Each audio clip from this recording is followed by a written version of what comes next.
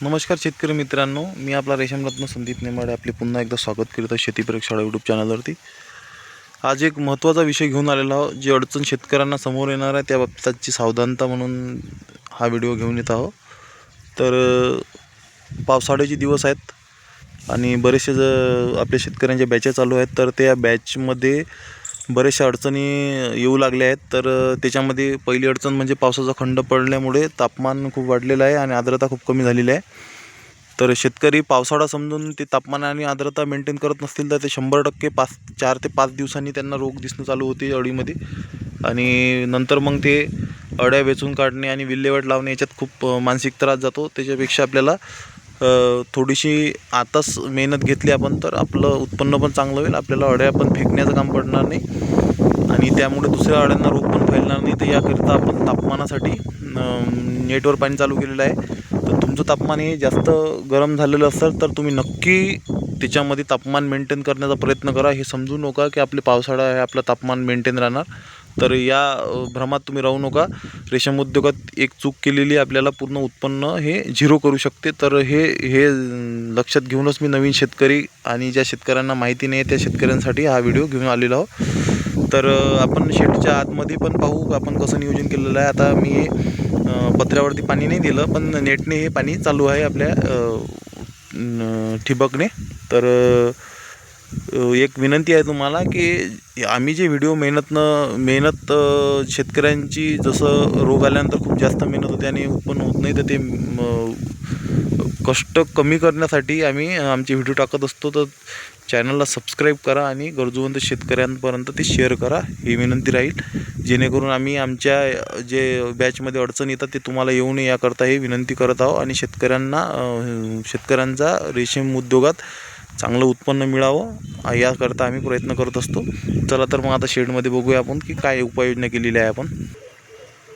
तर मित्रांनो, आपण शेडमध्ये कोब्यावरती पाणी मारलेलं आहे बघा, पातळ पाणी दिलेलं आहे आणि पाल्याचं नियोजन मी तुम्हाला सांगतो। तर पाल्याचं नियोजन एक सकाळी आपण पातळ फिडिंग करतो। ते कशासाठी करतो, आता हे अळी तिसरा मोल्डपासून दुसरी फिडिंग आहे, तर आपण का बरं पातळ फिडिंग करत आहे, तर पाला सुकत आहे दुपार 12-1 वाजेपर्यंत। तर आपण एक पातळ फिडिंग दिली तर तो पाला त्यांना आवश्यक असतो, तर तेवढा ते खाऊन 12 वाजेपर्यंत पाला संपतो आणि नंतर मग आपण 12 वाजल्यानंतर एक छोटीशी पातळ फिडिंग अजून देतो, जेणेकरून संध्याकाळपर्यंत तो पाला पुरतो। या असं केल्याने आपलं अळीला ताजा तवाना पाला खायला मिळतो आणि पाला सुकण्याचं प्रमाण आणि पाला वाया जाण्याचं प्रमाण हे कमी होतं। शेतकऱ्यांना अजून एक विनंती आहे की आपण हे 2 पातळ फिडिंग दिल्यानंतर संध्याकाळचा जो पाला आहे हा थोडासा आपण दाट द्यायला पाहिजे, जेणेकरून कालावधी खूप मोठा असतो। संध्याकाळी 6 वाजता पाला दिला तर आपण सकाळी 7 वाजेपर्यंत त्याला पाला पुरेल असा पाला द्या, पेसिंग बरोबर द्या। आणि रात्रीचा पाला का बरं जास्त द्यायचा, तर आर्द्रता पण मेंटेन असते, तापमान पण मेंटेन असते। तर या गोष्टी मेंटेन असल्यामुळे आपण पाला दिला तर तो सुकत नाही। आणि मुद्दा असा असतो अजून एक की आपण पावसाळ्यात खूप हलगर्जी करतो, जसं पावसाळ्याचं वातावरण आहे आणि आपण म्हणतो की तापमान आर्द्रता मेंटेन करण्याची काय गरज आहे। तर अळीला आपलं बाहेरच्या तापमानाशी काही घेणं देणं नाही आहे, आतमध्ये तापमान आणि आर्द्रता मेंटेन करावं लागते।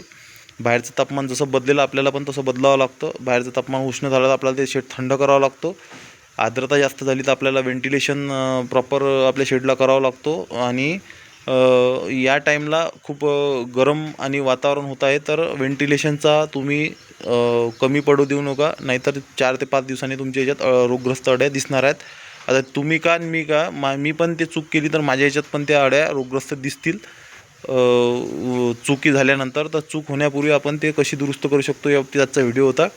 आणि आमचे व्हिडिओ तुम्हाला आवडले असतील तर तुम्ही शेअर करू शकता।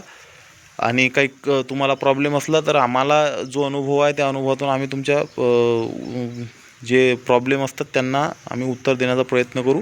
आता आम्ही कोब्यावर पाणी दिलेलं आहे पातळ 12 वाजता आणि नेटवर पाणी चालू आहे। पावसाळा झाला तर आपण ते बंद करू। अशा प्रकारे नियोजन करा आणि रेशीम उद्योगात तुमची प्रगती हो। नवीन शेतकऱ्यांचं रेशीम उद्योगात स्वागत आहे। या प्रकारे आपण रेशीम उद्योगात सगळ्या दुसऱ्या पिकापेक्षा फास्ट पिकं मिळतात म्हणून आलेलो आहोत। तर काम पण वेळेवर करत जा, वेळेवर करण्यास शेतकऱ्यासाठी रेशीम उद्योगात चांगलं उत्पन्न घडतं, हे लक्षात ठेवा। तर भेटू पुढच्या व्हिडिओमध्ये। तोवर नमस्कार.